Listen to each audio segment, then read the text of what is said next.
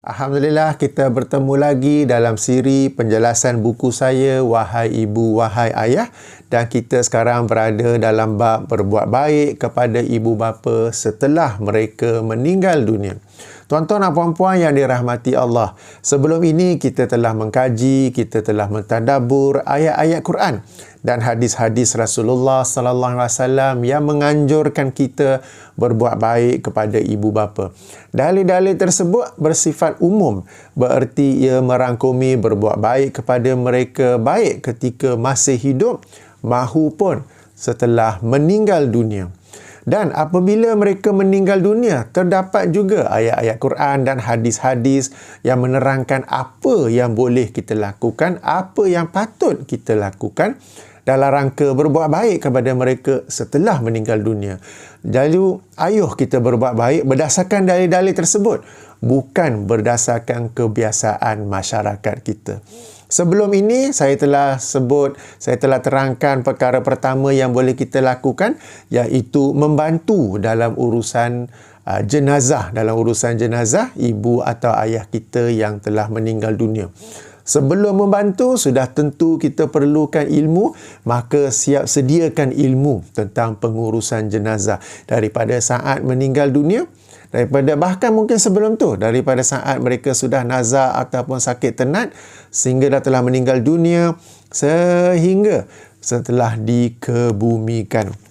Maka saya syorkan sebuah buku yang sangat bagus berjudul Ahkamul Janaiz, Hukum-Hukum Jenazah, yang ditulis oleh Syekh Muhammad Nasiruddin Al-Albani. Sudah pun diterjemah ke bahasa Indonesia, boleh dicari di Shopee. Lazada saya tak jumpa, Shopee ada. Cari atas tajuk Ahkamul Janaiz. Okay. Ada edisi penuh, ada edisi ringkasan. Ada beberapa seller di situ. Sila mereka daripada Indonesia, maka sila pesan dan baca, kaji, belajar sebelum ibu bapa kita meninggal dunia. Sebabnya kenapa? Jika ibu atau ayah ketiga kita meninggal dunia, pada saat itu kita tergesa-gesa, saat itu kita dalam kesedihan, saat itu kita mungkin berada di bandar, rushing nak balik kampung memang tak sempat lagi dah untuk belajar tentang cara-cara pengurusan jenazah. Maka ketika itu nak bantu macam mana? Maka akhirnya jadilah terpacak saja kat situ, sekadar melihat saja. Okay, mereka yang di masjid atau surau menguruskan jenazah kita. Padahal salah satu peluang yang ada untuk kita berbuat baik kepada ibu bapa kita adalah membantu menguruskan jenazah mereka. Jadi tuan-tuan puan-puan, baca, belajar sebelum meninggal dunia, bukan selepas meninggal dunia. Baik, kali ini kita masuk kepada perkara kedua yang patut dilakukan oleh seorang anak apabila ibu atau ayah mereka meninggal dunia, iaitu melunaskan hutang mereka. Sebab tuan-tuan dan puan-puan, apabila sesiapa saja meninggal dunia, mereka tertahan daripada keampunan Allah, tertahan daripada rahmat Allah, tertahan daripada apa-apa kebaikan, doa ke disebabkan oleh hutang mereka. Dalam sebuah hadis riwayat Imam Ibnu Majah yang saya kemukakan dalam buku saya ini, Rasulullah sallallahu alaihi wasallam bersabda kepada seorang sahabat yang kematian saudaranya. Baginda bersabda, "Saudara kamu tertahan disebabkan hutangnya. Oleh itu pergilah engkau melunasinya." Okay. Dalam hadis sahih Muslim pula, Rasulullah sallallahu alaihi wasallam bersabda tentang orang yang mati syahid di medan perang. Mati syahid di medan perang ni satu amalan yang sangat utama, yang sangat besar, sehingga kan orang yang mati syahid itu tak perlu dimandikan, tak perlu dikafankan, boleh dikebumikan begitu saja. Rasulullah bersabda, dosa-dosa orang yang mati syahid dihapuskan oleh Allah kecuali hutangnya. Ini orang yang mati dalam suasana amal yang sangat besar ni. Bukan biasa-biasa macam kita ni. Itu pun tertahan kerana hutangnya. Maka sangat penting untuk dilunaskan hutang-hutang ini. Dan kita sebagai anak-anak, apabila ibu atau ayah kita meninggal dunia, satu peluang keemasan untuk berbuat baik kepada mereka ialah melunaskan hutang mereka. Meskipun mereka tak ada hutang, kalau kita berusaha untuk mencari, seandainya mereka ada hutang, itu juga telah pun dikira Itu juga dapat dikira sebagai satu amal soleh kita anak kepada ibu bapa kita. Jadi sekarang ni macam mana ya kita nak tahu ibu atau ayah kita ada hutang ataupun tidak? Jadi pertama, apabila ibu atau ayah kita nampak macam sudah uzur ke sakit ke apa, tanya awal-awal ibu ayah ada hutang ke. Bila hutang ni tak semestinya hutang duit. Tanya kadang hutang garam, mak pinjam dari jiran sebelah nak masak, garam dah habis. Pergi rumah jiran pinjam garam. Okey. Cili ke sayur ke. Ayah mungkin merokok. Dia pinjam sekotak rokok. Dia sebut pinjam. Kan dia pinjam sekotak rokok ke apa. Benda macam tu pun kena bayar. Jadi apabila berlaku ayah atau ibu kita meninggal dunia, maka di masjid atau surau umumkan kematian tersebut dan tanya adakah sesiapa yang dihutang oleh ayah atau ibu kita. Atau di papan notis tu letak tanda duka cita dimaklumkan ayah saya. Letak nama penuh. Jangan letak ayah saya, betul orang tanya siapa tu? Kita telah meninggal dunia, maka sesiapa yang pernah dihutang, apapun hutang oleh ayah saya, minta hubungi saya. Bagi letak nombor telefon di situ. Okey. Demikian juga sekarang ini kalau berlaku kematian, orang suka umumkan di media sosial. Okey. Umumkan di media sosial, saya bersangka baik bahawa mereka sukakan, mereka inginkan orang-orang mendoakan ibu atau ayah mereka yang meninggal dunia. Maka ayuh, jika dalam Facebook kita, WhatsApp group kita, Telegram group kita ada seseorang yang meninggal dunia, kita betul-betul letak telefon tepi, angkat tangan dan doakan. Jangan pergi paste innalillah, jangan pergi paste doa banyak-banyak kat situ, padahal tak baca pun. Kebiasaan orang dalam WhatsApp group, Telegram, sesiapa umumkan kematian, lepas semua macam-macam letak stiker tu kan. Padahal yang mereka inginkan apabila mengumumkan kematian itu ialah mereka menginginkan kita doakan. Maka sungguh-sungguhlah doakan. Letak phone tepi, angkat tangan, berdoa. Ya Allah, ampunilah ayah kawan saya ini, rahmatilah dia, lapangkan kubur dia dan sebagainya, dan permudahkan urusan keluarganya dan sebagainya. Okey, dan bila dah buat tu, itu lagi bagus, itu yang patut kita buat. Tak payah nak pergi paste dalam tu, innalillah. Apatah lagi paste itu Al-Fatihah. Lepas tu Al-Fatihah bracket dibaca. Tapi sendiri pun tak baca. Okey, baik. Bila seseorang itu mengumumkan, maka dia juga umumkan dalam media sosial itu. Okey, duka cita dimaklumkan bahawa ibu saya sekian-sekian, binti sekian-sekian telah pun meninggal dunia pagi tadi. Ingin saya meminta, seandainya ibu saya pernah berhutang kepada sesiapa, apa jua hutangnya, maka hubungilah saya. Walaupun kita rasa, mak aku ni takkan ada sesiapa di media sosial ni yang ada hutang dengan dia. Tak apa, you never know. Just try. Just try. Mungkin ada. Kalau tak ada pun, sekurang-kurangnya anda dapat memberi contoh yang baik kepada orang lain. Supaya orang lain pun bila dia tengok, oh ini cara yang betul. Kita umumkan kematian supaya orang lain dapat doakan dengan doa sebenar-benarnya. Dan yang kedua, kita tanya ada hutang atau tidak, sebab melunaskan hutang bagi orang yang meninggal dunia adalah satu perkara yang penting sebagaimana hadis-hadis yang kita baca tadi. Baik, jadi kita umumkan. Apa lagi cara boleh buat? Okey, kalau ayah kita dia selalu lepak di kedai kopi di kampung ke apa ke, pergi ke kedai tu. Tanya dengan orang-orang yang biasa lepak tu. Mungkin pernah pinjam secawan kopi. Hari ni semalam ayah kita minum kopi. Lepas tu tak dapat bayar. Pinjam duit kau bayar. RM1 je kot. RM2 saja kot. So, itu pun termasuk hutang yang kita tolong bayarkan. Atau tanya jiran-jiran. Tanya di kawasan taman perumahan. Tanya di kampung itu. Jika adik-beradik 5 orang. So, kita delegate duty 5 orang. Kau pergi rumah tu, kau pergi rumah ni, kau pergi rumah ni. Kalau adik-beradik 5 orang semua buat dek je, tinggal kau seorang je. Tak apa, kau seorang je buat. Ingat ya, kita ni berebut-rebut. Sebab kalau adik-beradik yang lain tak nak tolong, tak apa. Allah nak bagi anda peluang. Allah nak bagi anda merebut semua pahala yang berkaitan dengan berbuat baik kepada ibu bapa. Jangan ada 5 orang, ada 6 orang, ada 7 orang, kadang 10 orang. 9 orang buat dek, tak tahu je. Tunggu harta warisan apa ya, harta warisan apa ya. Tinggal anda seorang saja untuk berbuat baik. Maka rebutlah peluang itu.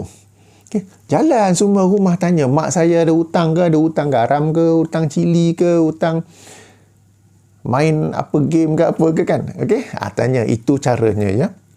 Okey, itu yang nombor satu, mengumumkan atau mencari sesiapa yang pernah dihutangi oleh ibu atau ayah anda. Kemudian, kalau ada orang, hutang 300, macam mana nak bayar pula ni? Okey, jadi anda tolong membayar itu sendiri adalah satu amal soleh. Amal soleh anda kepada ibu atau ayah anda yang telah meninggal dunia. Okey, yang pertama tadi, mencari sesiapa yang pernah dihutangi oleh ibu atau ayah anda yang meninggal dunia, itu pun satu amal soleh, satu bakti anda kepada ibu bapa anda. Kemudian kalau ada, anda cuba melunasinya, itu juga satu amal soleh. Itu lagi bagus daripada anda keluarkan duit untuk buat majlis tahlil, untuk keluar beli makan minum, untuk anda bayar tekong imam yang memimpin majlis tahlil tersebut. Duit yang sama tu anda bayar orang yang ada dihutangi oleh ibu atau ayah anda, ia adalah jauh lebih baik. InsyaAllah Allah akan gandakan. Kalau anda kena bayarkan 300, Allah akan gandakan jadi 3,000 ataupun 30,000 ya. Baik. Kalau jumlahnya agak banyak, alamak, RM3,000. Wih, mana nak bayar ni? Okey.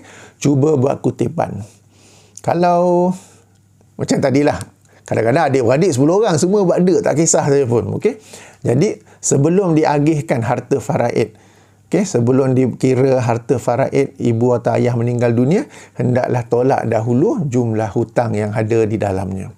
Kalau harta pun tak ada apa yang nak ditinggalkan, tak ada apa yang ditinggalkan, tapi hutang masih ada, okey, cuba buat kutipan daripada kalangan adik-beradik. Kalau adik-beradik tak kisah, cuba buat kutipan dari kalangan jiran-jiran. InsyaAllah mesti ada orang baik yang nak tolong.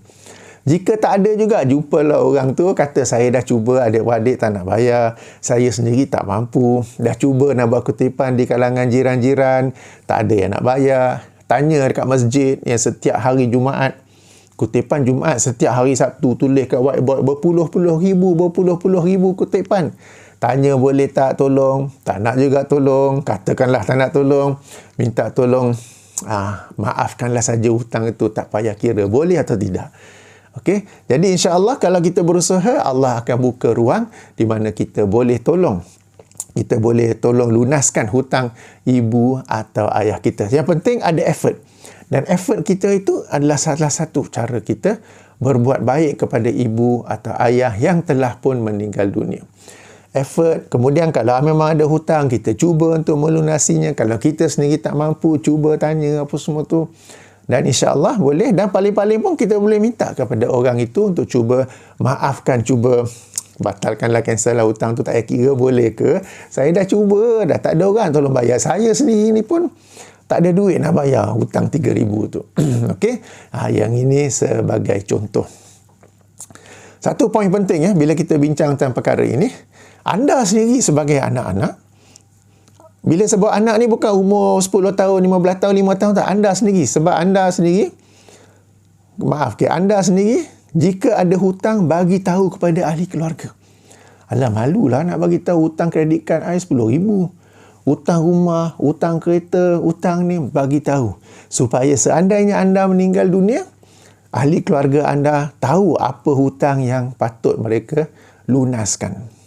Ya, jangan buat senyap saja. Especially hutang yang tak bagus tu. Hutang rumah mungkin ahli keluarga pun tahu, isteri pun tahu. Hutang kereta mungkin isteri pun tahu. Tapi hutang kredit kad tu, okay. Hutang bayaran ansuran mana-mana barang elektronik yang kita beli tu, hutang apa-apa lain lah. Sebab kadang kita beli barang bayar ansuran kan. Kita dah bayar, lepas tu kita dah meninggal dunia, kredit kad pun dah tutup. Lepas tu siapa yang nak bayar bulan-bulan lagi? Masih hutang lagi dengan Cox Mammoth. Masih hutang lagi dengan Harvey Norman. Masih hutang lagi dengan Aeon. Macam-macam lain lah kan.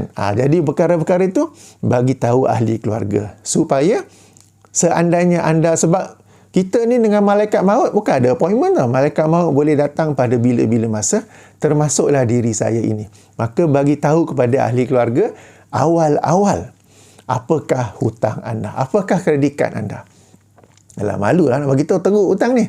Nak tak nak kena bagi tahu, sebab nanti anda meninggal dunia, orang tak tahu hutang anda, dah lama sikit baru bank tu pun cari, dah berganda-berganda dengan interest apa semua ya.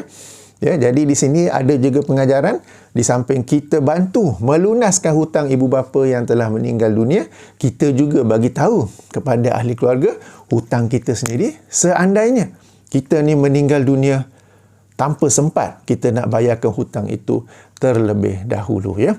Okey, ini hutang kita kata hutang barangan dunia. Ada hutang ibadah yang kita akan bincang pula selepas ini. Seterusnya, hutang jenis kedua ialah hutang ibadah. Sebagai contoh, seandainya ibu atau ayah anda ada hutang puasa yang belum mereka qada, maka anda sebagai anak boleh berbuat baik kepada mereka dengan mengqadakan puasa tersebut. Jika anda sendiri mengalami keuzuran atau halangan untuk qada, anda boleh bayarkan fidyah. Okay, apa keuzuran? Katakan anda sendiri sedang hamil. Anda sendiri tak dapat puasa. Lepas tu nak qada puasa ibu yang baru meninggal dunia, macam mana pula? Minta tolong abang, minta yang lain yang boleh puasa, masing-masing kita WhatsApp dalam WhatsApp group tu, tak ada balasan pun, diam saja. Bila kita WhatsApp, jom nak bincang kiraan pecahan harta faraid, oh ramai balas, yo. Ni ibu Ramadan lepas, dia kata dia tinggal 15 hari. Sebab boleh sama-sama qada 15 hari, katakan anak 5 orang, seorang 3 hari, 3 hari. Boleh macam tu. Tak ada orang reply pun, senyap je.